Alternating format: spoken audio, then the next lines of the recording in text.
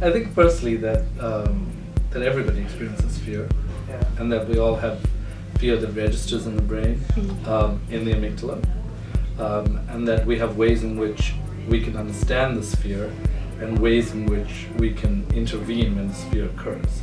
And I think through the sharing of our stories as well, there was a lot of power in that, because a lot of people got to understand that they were not alone in this world of fear. So I think, from my perspective, knowing that fear exists was important, understanding it through the different stories and experiences was important, and having the neuroscience there as an anchor was really important. But the bottom line for me is action, and I think the success of this kind of event would really be determined on who, after they left this event, was going to actually perform an action that was going to change their lives. And my book, Life Unlocked, is really about how to take those actions in order to manage those fears. Fantastic. Yeah, my main takeaway today was hearing Srini talk about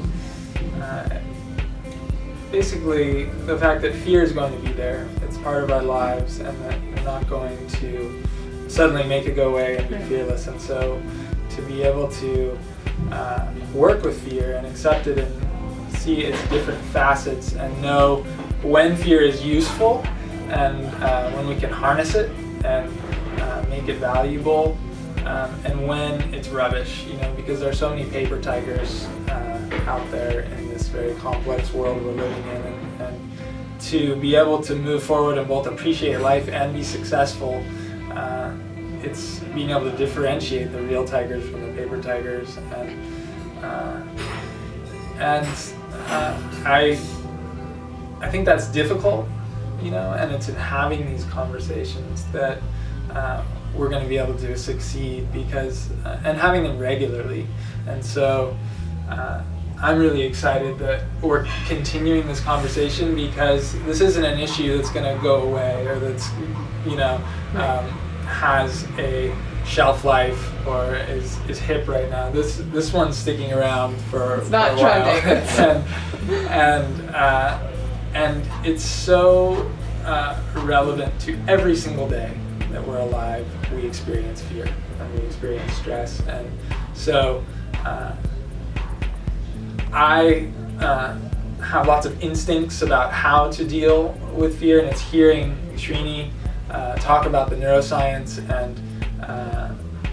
and why those work, and be able to locate the piece of the brain that's turning its wheels, that makes me walk out of the room with faith that I can do it.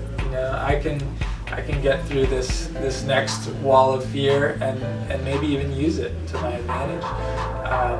My most recent book is called The Fear Project, and it's basically talking to guys like Srini who are doing the neuroscience and psychology, but I also take a very personal approach of taking on fear in my own life, from surfing big waves to dealing with relationship commitment and having kids and all those things that stress us out. And so it's available anywhere books are sold with The Fear Project. Okay.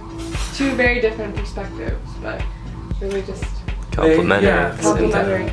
I would like to say one more thing, which is that for me, the excitement of doing Surfing the Brainwaves with Jaimal is the fact that we can both be in completely different fields apparently, but really having something important to contribute. And what I'm sensing is that even though we're from two different fields, when we exchange ideas and start to borrow from each other's experiences and worlds, something new seems to be emerging. And what I'm hoping is that will be a template not only for our own excitement, but for the world in general, to recognize that there's a ton of value when you let go of your own boundaries and start to interact with the ideas of other people, like Jaimal. So Surfing the Brainwaves for me is, it's not just a catchy idea or title, it's actually a reality.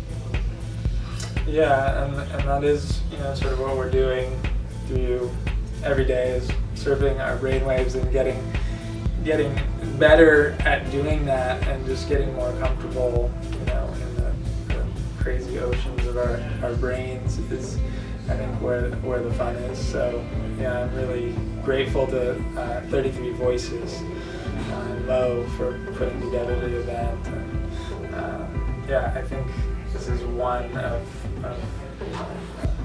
a long, prosperous journey ahead. I think so.